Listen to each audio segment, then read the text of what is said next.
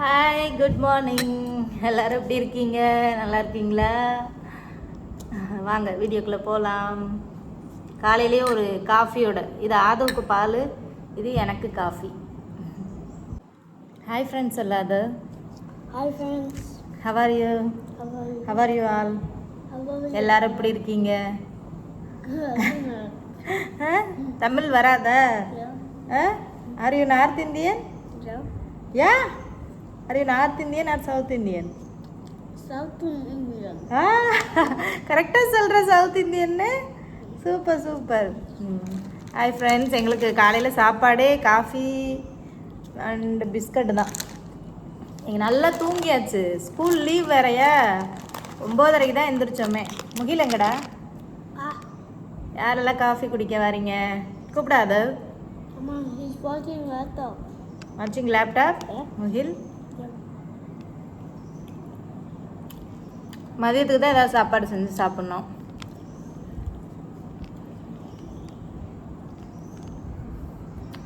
நல்லாயிருக்கும் இந்த biscuit, digestive biscuit. ப்ரௌனியில் கிடைக்கிறது, நம்ம ஊரில் கிடைக்குமான்னு தெரில. காஃபியோடு தொட்டு சாப்பிட்டா நல்லாயிருக்கும். எனக்கு அதுக்கு ரொம்ப பிடிக்கும். இப்போ தான் நல்லா குளிச்சுட்டு வந்தேன். குளிச்சுட்டு 12 மணி ஆகுது இப்போ டைமு. எடுத்துக்கோ. இப்போ தான் பிரேக்ஃபாஸ்ட்டு நான் சாப்பிட்றேன். பசங்களுக்கு அப்படியே ஆப்பிள் இருந்தது, அப்புறம் சப்பாத்தி நேற்று செஞ்சது இருந்தது, கொடுத்துட்டேன். நான் தான் லேட்டாக சாப்பிட்றேன். சாப்பிட்டுட்டு குடிச்சிட்டு லஞ்ச் ரெடி பண்ணுவோம். பாத்திரம் கிடக்கு கொஞ்சம், அதை விளக்கிடலாம். இப்படி பேசி பேசி வீடியோ எடுக்கிறது ரொம்ப என்ன சொல்கிறது, யாரு கூடயும் உங்கள் கூட அப்படியே பேசிகிட்டே இருக்கிற மாதிரி இருக்குது. நான் யூடியூப் சேனல் ஆரம்பித்ததே எதுக்குன்னு பார்த்தீங்கன்னா, வீட்டில் தனியாக இருக்கக்கூடாது, அதாவது இந்த லோன்லி ஃபீலிங் வந்து வரக்கூடாது. அதுவும் நம்ம வெளிநாட்டில் வேறு இருக்கோமா, சரி யூடியூப்பில் வீடியோ போட்டால் ஒரு 4 பேர் பார்த்து கமெண்ட் பண்ணுவீங்க. ஸோ உங்களோட அப்படியே பேசிகிட்டே இருக்கலாம் அப்படின்ட்டு தான் யூடியூப் சேனலே ஸ்டார்ட் பண்ணது. சும்மா இருக்க போர் அடிக்குது, இதையாவது பார்ப்போன்னு சொல்லிட்டு. ஸோ அப்படி தான் இருக்குது. நேற்று கமெண்ட் கூட பண்ணியிருந்தீங்க ஒரு சில பேர், அக்கா லைவ் மாதிரி இருந்தது, நீங்கள் எப்போ வீடியோ வந்து ரெக்கார்ட் பண்ணி போடுவீங்க, இப்போ அப்படியே வீடியோ காலில் பேசுகிற மாதிரி இருக்குது எங்களுக்கு அப்படின்னு சுஜான்னு ஒரு சிஸ்டர் சொல்லியிருந்தாங்க. அப்புறம் இன்னொரு சிஸ்டரும் லைவில் பேசுகிற மாதிரி இருக்கும் கூட அப்படின்னு சொல்லிட்டு. கொஞ்சம் சிக்கன் இருந்ததுங்க, அதுதான் என்ன பண்ணுறதுன்னு தெரியலை. பிரியாணி பண்ணலாமா, குழம்பு பண்ணலாமா? அது போன் தான், அந்த சூப்பு பண்ணுறதுக்காக வாங்கி வச்சுருப்பேன். எப்போவுமே ஏதாச்சும் ஒன்று பண்ணுவோம். இது கட் வேற பண்ணணும்.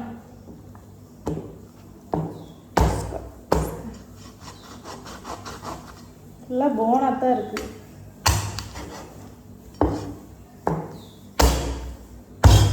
கடையில் மோஸ்ட்லி கட் பண்ணி தர மாட்டாங்க, பேக்டாக தான் வர்றனால நம்ம தான் கட் பண்ணிக்கணும். கொஞ்சம் பிரியாணி பண்ணுவோம். ஆதும் பிரியாணி கேட்டான்.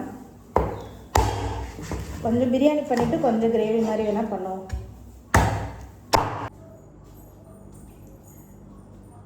பிரியாணிக்கு தனியாக, கிரேவிக்கு தனியாக எடுத்து வச்சுட்டேன். இனி தக்காளி வெங்காயம் எல்லாம் நறுக்க வேண்டியது தான். ஏதோ மறந்துட்டேனே. பிரியாணிக்கு அரிசி ஊற வைக்கணும் இல்லையா, பாஸ்மதி அரிசி தான். அது கொஞ்சம் நேரம் ஆகட்டும், ஊற வைப்போம். ஏன்னா இதெல்லாம் நறுக்கி இஞ்சி பூண்டு பேஸ்டெல்லாம் ரெடி பண்ணணும், அதுக்கு லேட் ஆகும். ரொம்ப ஊறிடுச்சுன்னா அப்படியே குழஞ்ச மாதிரி போயிடும் ரைஸு.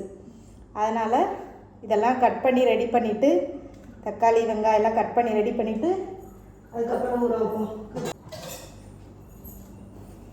நறுக்குவோம். தக்காளி 3 தக்காளி எடுத்திருக்கேன், 2 வெங்காயம், இந்த இஞ்சி பூண்டு, 2 பச்சை மிளகா. கொஞ்சம் தான் பண்ண போகிறேன் பிரியாணி, அதனால் தக்காளி வெங்காயம் கொஞ்சமே போதும். பேசிகிட்டே வீடியோ எடுக்கிறதும் நல்லா தான் இருக்குது.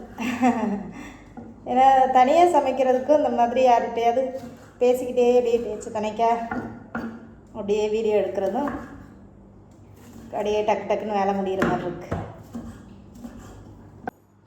இஞ்சி பூண்டு பேஸ்ட்டு, தக்காளி வெங்காயம் எல்லாமே அரைச்சாச்சு. அரிசி, பிரியாணி அரிசி ஊற வச்சிடலாம். இதில் 2 டம்ளர் போடப்போம். நான் இந்த அரிசி எடுத்திருக்கேன். இங்கே ப்ரூனையில் தேவையா அப்படின்னு ஒரு பிராண்டு கிடைக்கும். அதுதான். ஓ அளக்காமல் போடுறேன் நம்பரில்.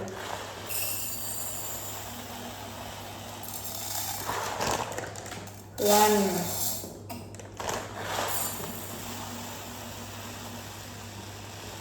டூ ஊற வச்சுருவோம். அரிசி தெரியுதா?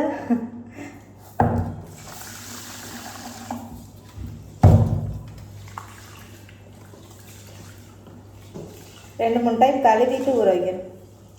கழுவிட்டு ஊற வச்சிடலாம். பிரியாணிக்கு ரம்ப இலை பறிச்சிட்டு வந்துட்டேன். நம்ம தோட்டத்தில் உள்ளது. அப்புறம் புதினா, கொத்தமல்லி கொஞ்சம் இருக்குது ஃப்ரிட்ஜில். புதினா வந்து நான் நட்டு வச்சுருக்கேன் ஒரு இதில் டப்பாவில். அதிலே வந்து எடுத்துக்கலாம். இதுதான் பார்த்தீங்கன்னா புதினா யூஸ் பண்ணிவிட்டு அந்த தண்டை பூரா நட்டு வைப்பேன். அது அழகாக துளுத்து வந்துடும். அது அந்த மாதிரி நம்ம வேணுங்கிறப்ப கட் பண்ணிக்கலாம். இந்த பக்கத்து கொத்தமல்லி நட்டு வச்சேன். அந்த வேரோட கொத்தமல்லி வருமானன்னு தெரியல. ஆனால் ஒரு மாதிரி காஞ்ச மாதிரி தான் இருக்குது. ஆனால் புதினா எப்போவுமே நல்ல தலையும். பிரியாணிக்கு தேவையான புதினா எடுத்தாச்சு. பிரியாணி செய்ய ஸ்டார்ட் பண்ணிடுவோமா? குக்கரில். ஆனால் ரெசிபியெல்லாம் டீட்டெயிலாக காமிக்க முடியாது. ஏன்னா ஃபோனை வந்து ட்ரைபோர்டு இல்லாதனால சும்மா அப்படி அப்படியே காமிக்கிறேன். அதோட இந்த பாட்டிலில் ஊற்றிடலாம். சரிங்களா? 200 கிராம் பட்டரில் எவ்வளோ நெய் கிடைக்குது? 200 கிராமும் கிடைக்குமா 150 கிராமான்னு தெரில.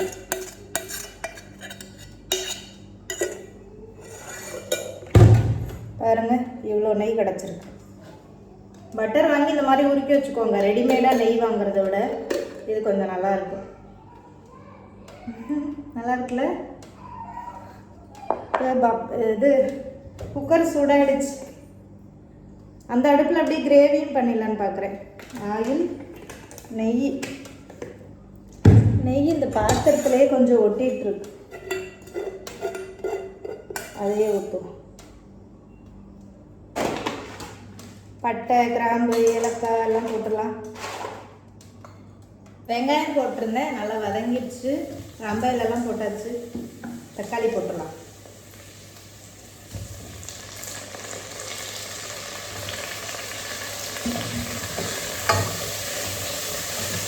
பாருங்க, பிரியாணிக்கு தக்காளி போட்டு வெந்துட்டுருக்கு. சரி, கிரேவிக்கு வெங்காயம் போட்டு வதங்கிட்டுருக்கு.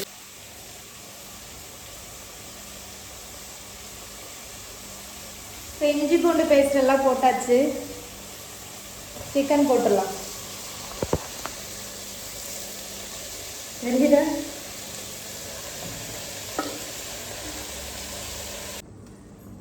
இப்போ பிரியாணிக்கு தண்ணி வச்சுக்கலாம். 1 கப்பு அரிசிக்கு 2 கப் அளவுக்கு தண்ணி.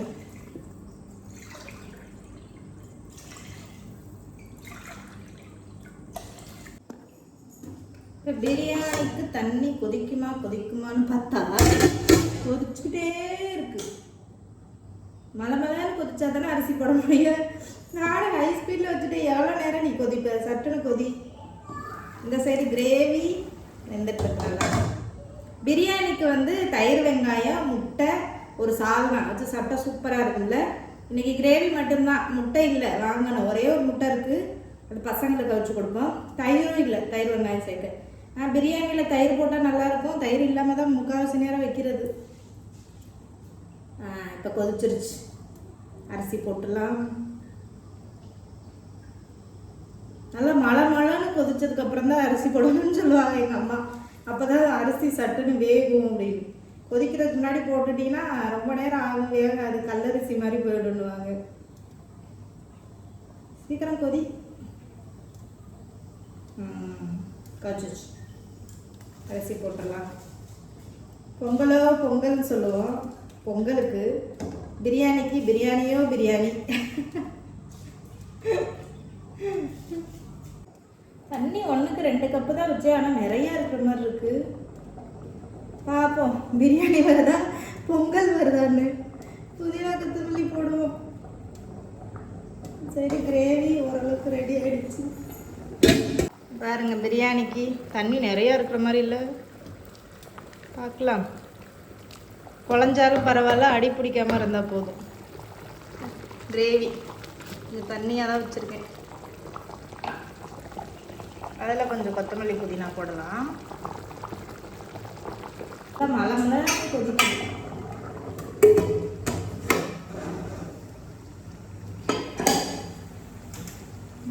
ஓகே, ஒரு 4 விசில் வந்தோடனே இறக்கிட்டு பிரியாணி சாப்பிட ஆரம்பிச்சிருவோம். வீட்டில் ஒரு பொம்பளை எனக்கு நானே எந்திரிச்சு சமைச்சு சாப்பாடு கொடுக்க சாயந்தரம் ஆயிரம் போல். காலையில் 6 மணிக்கு எந்திரிச்சாதான் 6 மணிக்கா காலையில் 4:30 5 மணிக்கு எந்திரிச்சாதான் பிள்ளைகளை ஸ்கூலுக்கு அனுப்பி சாப்பாடு செஞ்சு கரெக்டாக சாப்பிட கரெக்டாக இருக்குது. நான் இன்னைக்கு 9:30க்கு எந்திரிச்சனால பாருங்கள் சாப்பாடு செய்ய எவ்வளோ லேட் ஆகிடுச்சுன்னு. 3 விசில் வந்துருச்சு, இன்னொரு விசில் வச்சுருக்கேன். 4 விசில் வந்தோன்னு எடுத்துடலாம்.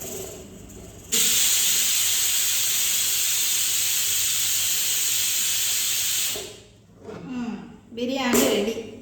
தாம அப்படியே இறங்கட்டும். இந்த சைடு கிரேவியும் ரெடி. பசிக்குது, சாப்பிடுவோம். காலையில் ஒரு காஃபி குடிச்சது. பிரியாணி ரெடி ஆகிடுச்சு. சாப்பிட்லாமா? குழையாமல் வந்திருக்குன்னு நினைக்கிறேன். சூடாக இருக்கும்போது கொஞ்சம் குழஞ்ச மாதிரி இருக்கும். பட் ஆறிடுச்சுன்னா நல்லா பொழு பொழுன்னு வந்துடும். பிரியாணி கிரேவி. முட்டை ஒன்று இருந்துச்சு, அதை அவிக்கலான்னு பார்த்தேன். டைம் இல்லை, ஏன்னா 3 மணி ஆச்சு. இங்கே சாப்பிட போகிறோம். பசிக்கிறது. சாப்பிட்லாமா? என்னம்மா? இங்கே தாரேம்மா, ஆப்பிள் தாரேன். பிரியாணி சாப்பிட்லாமாம்மா முகில்?